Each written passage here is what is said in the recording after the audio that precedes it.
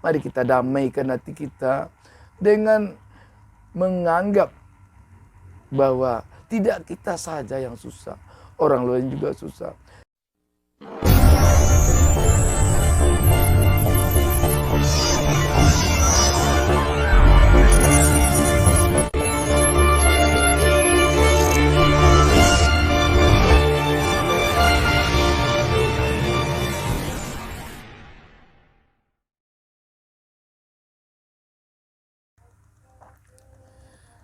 Assalamualaikum warahmatullahi wabarakatuh.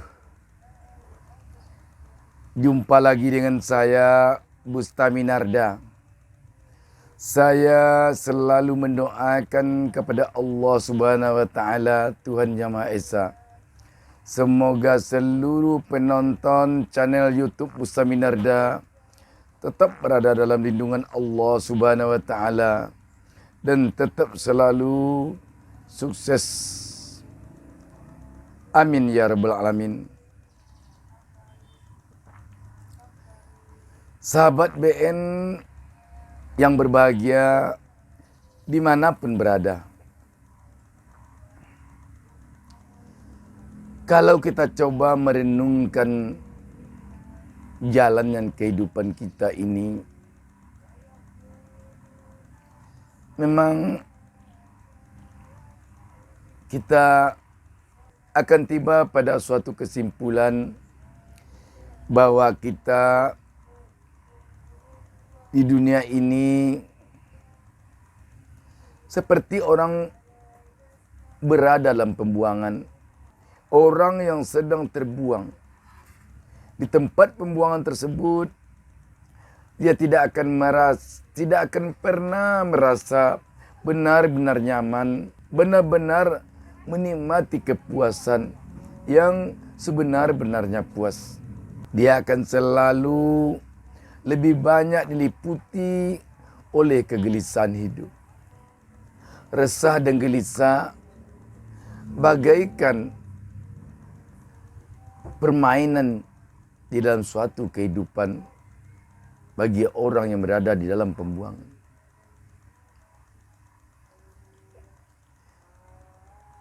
Saya ketika mencoba merenungkan dari awal semenjak saya tahu ketika saya masih kecil hingga kini, ketika saya masih kecil berumur sekitar 6 sampai 9 tahun bersama orang tua. Ketika itu saya masih ingat kedua orang tua saya seringkali mengeluh, seringkali berkeluh kesah, seringkali resah dan gelisah ketika malam hari hujan turun, ketika guruh atau guntur menggelegar di angkasa. Kenapa demikian? Beliau selalu mengatakan jika hujan turun, bagaimana kita untuk mencari hidup besok? Sedangkan beras tinggal sedikit lagi. Kalau beras ini habis, belum tentu ada cadangan penambahnya. Mau mencari ikan ke sungai, air banjir. Mau mencari rotan dan damar ke hutan, kalau musim hujan susah. Bagaimana hendak turun dari rumah? Itu keluh kesah yang sering keluar dari mulut kedua orang tua saya. Itulah keresahan yang sering terpancar dari wajah kedua orang tua saya. Ketika saya telah berangsur besar, telah sampai kepada saat saya dewasa, ketika saya dekat dengan seorang gubernur yang kala itu memang dekat sekali dengan saya. Saya tak jarang juga melihat beliau dua suami istri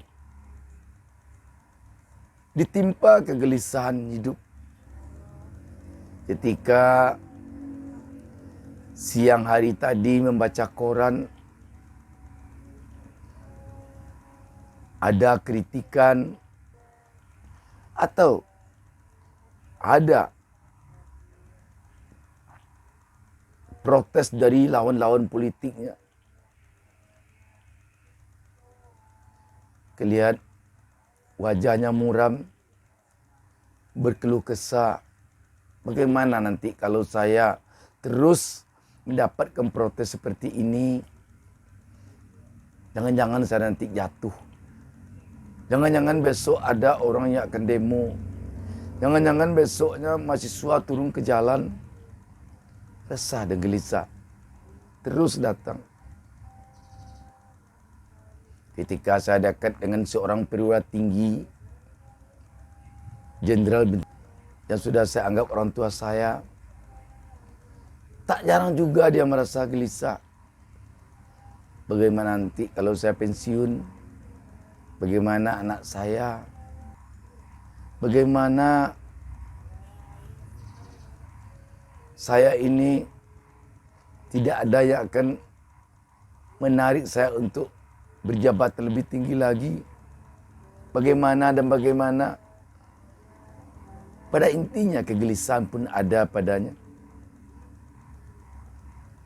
Padahal kalau kita perhatikan seorang gubernur, mungkin kita menganggap kalau kita yang masyarakat biasa yang tinggal di desa jauh dari kantor gubernur, mungkin menganggap seorang gubernur, waduh, gembiranya hatinya, senangnya hatinya.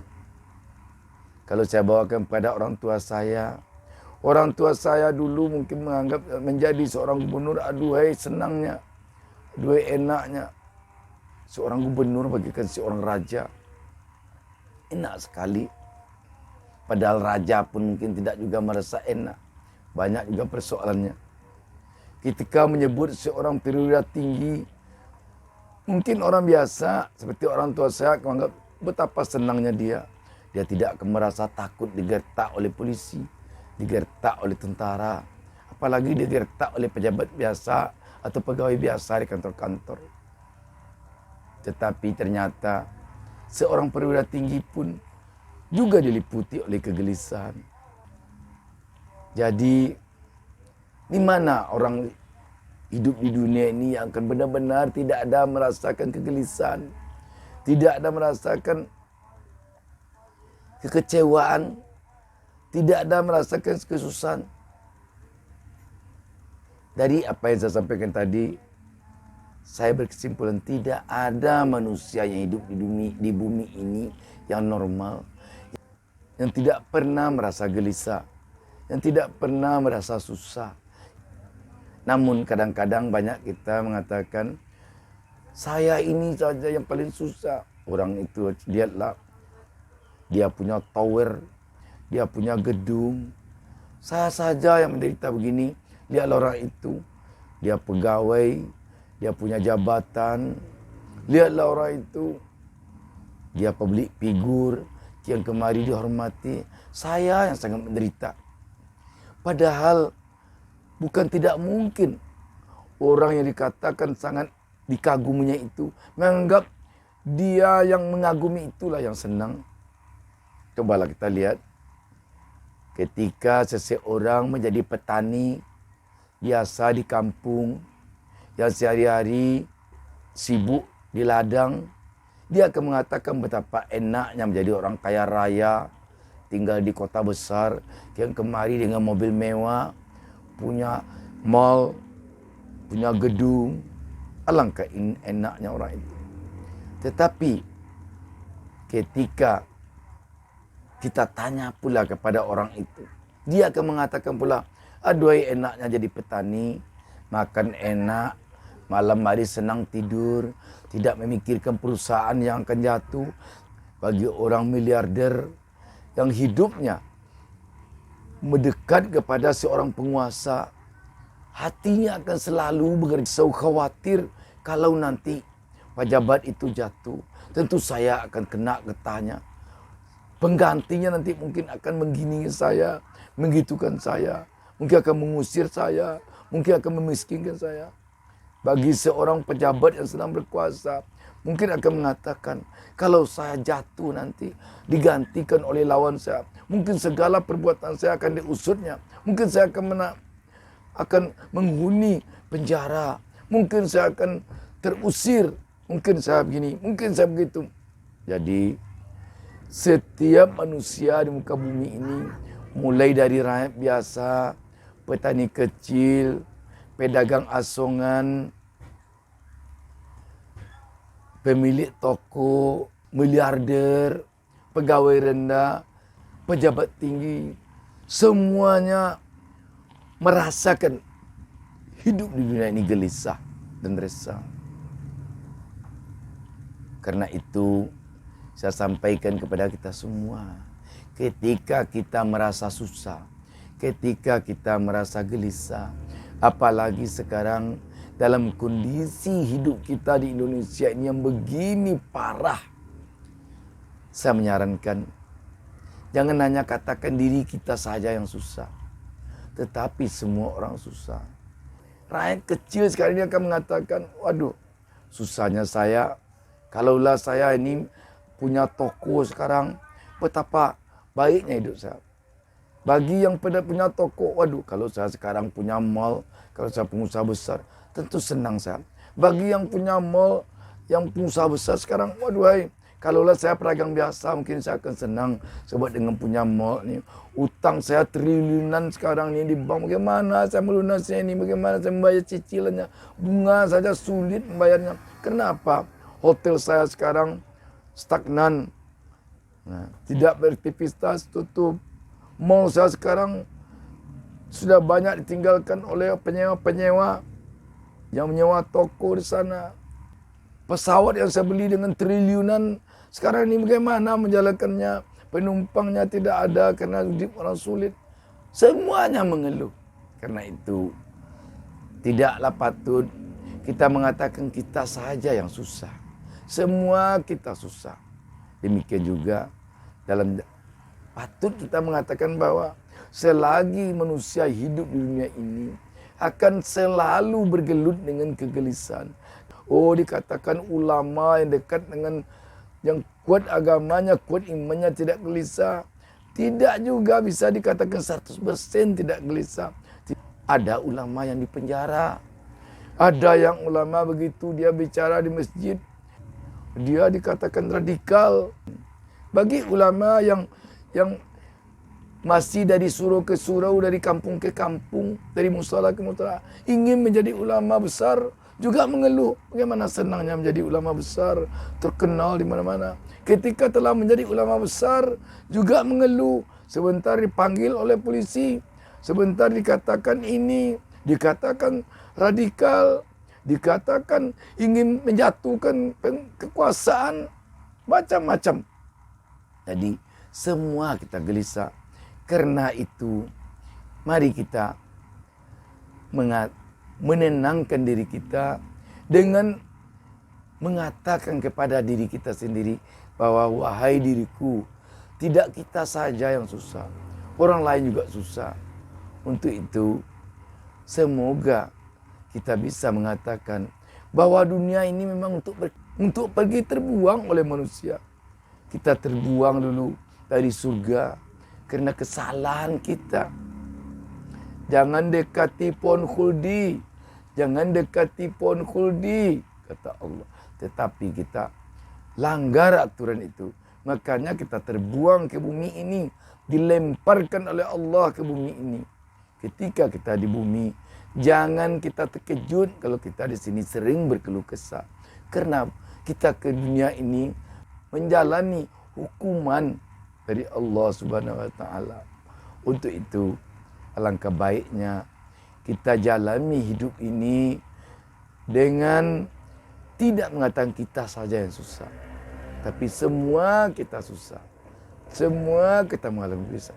Malah ada yang mengatakan, jika ada seseorang yang selama 1 minggu saja tidak merasa gelisah, tidak pernah merasa kecewa, tidak pernah merasa resah, dalam 1 minggu saja, tanyakanlah kepada diri kita, apa kesalahan yang sudah kita buat. Karena kalau itu tidak ada lagi pada kita, tanya diri kita, siapa kita. Orang yang tidak mengalami kegelisahan, orang yang tidak mengalami kesusahan, biasanya dialah orang yang berjalan sendirian di jalan raya. Kadang-kadang dia tersenyum, kadang-kadang dia tertawa terbahak-bahak sendirian. Kadang-kadang jalannya cepat, kadang-kadang jalannya lambat. Kadang-kadang dia hanya memakai celana saja, celana pendek yang koyak-koyak satu, berbaju tidak. Kesana kemari dia tidak merasa canggung. Siapa dia itu? Coba kita lihat, dialah orang gila yang tidak sadarkan diri lagi. Mungkin itu yang tidak merasa kecewa di bumi ini. Tetapi kita lihat lagi, orang gila yang sedang tertawa-tawa itu, tak jarang pula dia menangis sendirian tiba-tiba. Perhatikanlah. Berarti ada juga kekecewaan dalam dirinya. Walaupun dia tidak menyadari, walaupun dia tidak sadarkan lagi. Untuk itu, seluruh manusia di bumi ini tidak akan luput dari kecewa dan gelisah. Semoga kita semua ada ketenangan di dalam kegelisahan. Demikian, wassalamualaikum warahmatullahi wabarakatuh.